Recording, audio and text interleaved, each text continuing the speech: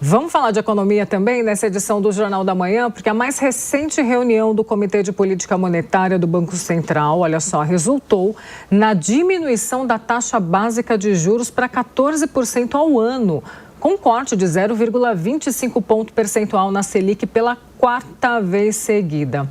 Para entender melhor os impactos disso no nosso dia a dia nos comércios do país, a gente vai conversar agora com o assessor econômico da FEComércio, Fábio Pina.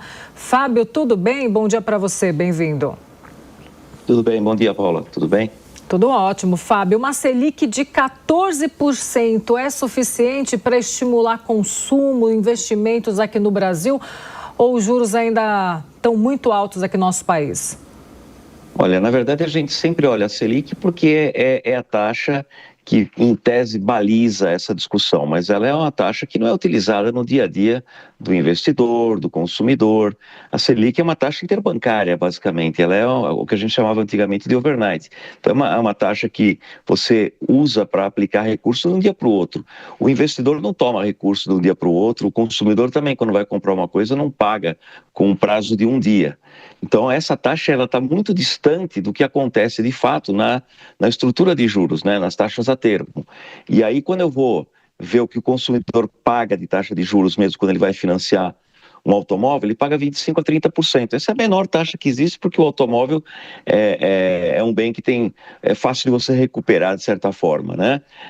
Mas quando eu vou pegar o crédito pessoal, ele dá para 50%. Se eu falar de o rotativo no cartão de crédito, não é difícil a gente falar de taxas de 150% a 200%. Então é bom que a Selic caia, principalmente se ela cair com base nas condições ideais para que a taxa de juros venha caindo no Brasil. O que aconteceu é que desde fevereiro desse ano, quando a gente começou a reduzir a Selic, a estrutura a termos, ou seja, a estrutura futura de juros, ela subiu, não caiu.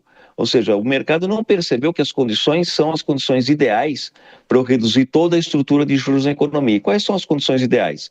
Claro, eu tenho a inflação caminhando para o centro da meta, ela reduziu um pouquinho nos últimos meses, mas ela ainda está no topo, né, no teto dessa meta, e mais importante é por que isso acontece, porque eu tenho uma estrutura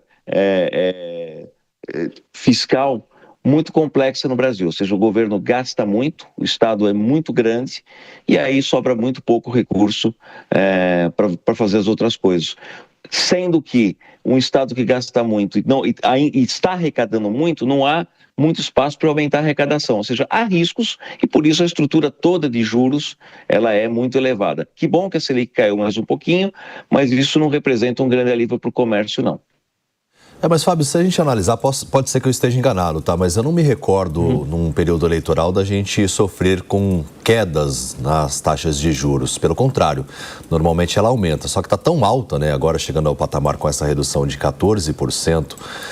Tem um contexto sobre a gastança do governo, você citou, né? Porque o governo tem gastado bastante, mesmo assim ainda tem esse cenário de queda que a gente vem acompanhando nas reuniões do Copom. Essa trajetória deve se manter ao longo de 2027, tem também a questão internacional, barril do petróleo, porque não pode cair muito também, porque senão tem essa interferência. Eu gostaria que você explicasse isso para a gente.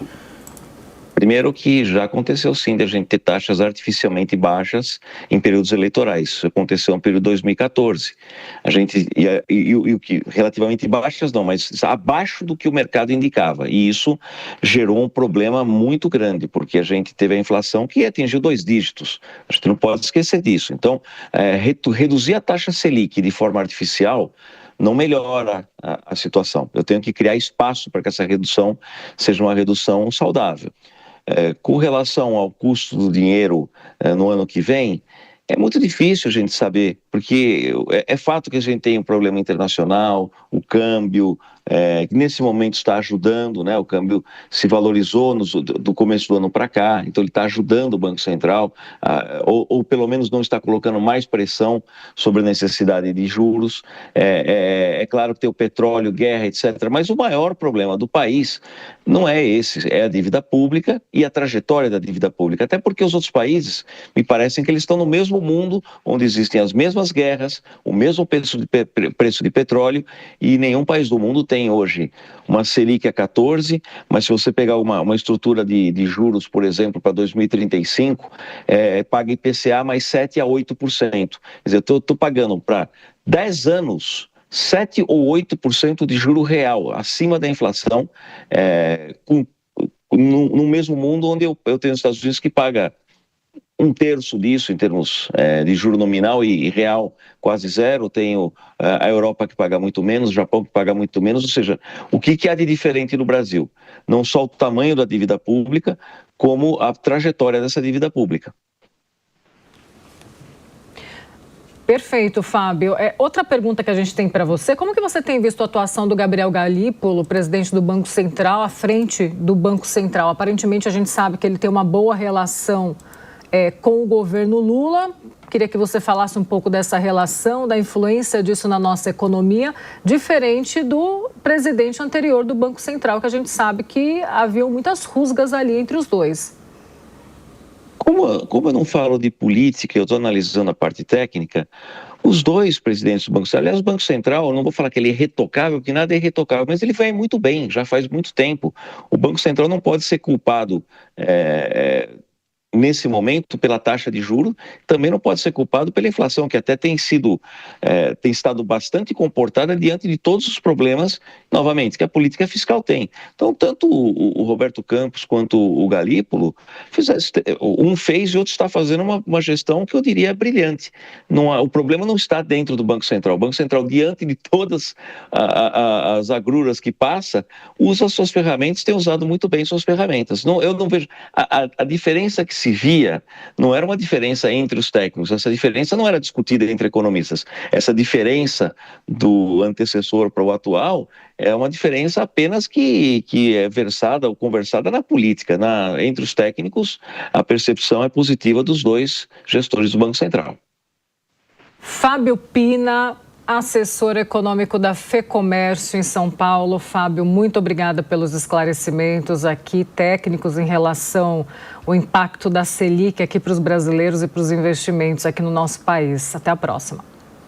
Eu que agradeço. Até a próxima. Até.